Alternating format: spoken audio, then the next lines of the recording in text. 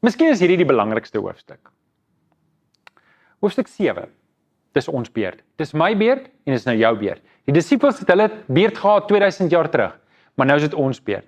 Die disippels het 'n opdrag gehad om disippels te maak. Hulle het disippels gemaak wat disippels gemaak het. Hulle het disippels gemaak wat disippels gemaak het en iewers langs die pad het dit by ons uitgekom. Het iemand 'n disipel van my en van jou gemaak.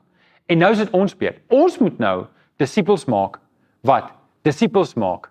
Wat disippels maak. Wat disippels maak. Wat disippels maak. Wat disippels maak.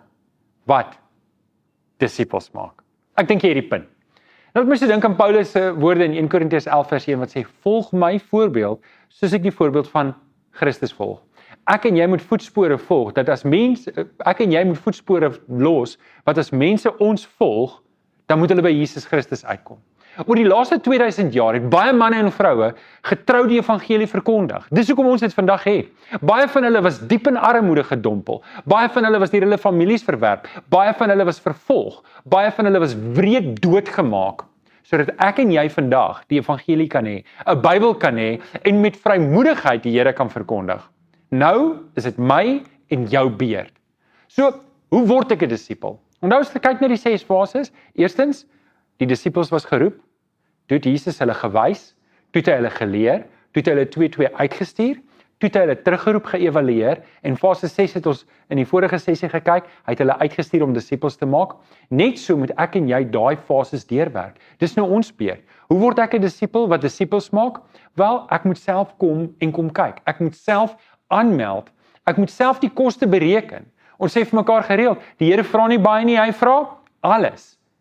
Ek moet seker maak ek bly naby aan Jesus, ek is deel van Jesus se binnekring en ek volg hom intiem.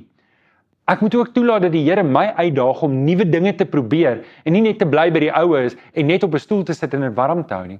Ek moet toelaat dat ek gementor word deur mense. Ek moet toelaat dat ander gelowiges, ander disippels 'n dieper en 'n groter en 'n sterker disipel van my maak en dan moet ek uitgaan en deelneem in die disipelmaakproses deur om ander disippels te gaan maak. Hiermee eindig ons. Elkeen van ons moet die koste bereken van wat dit beteken om 'n disipel te wees.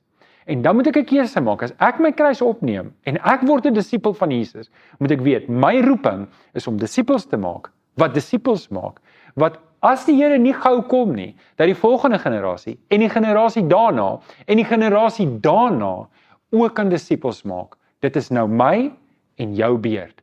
Ons moet getrou wees.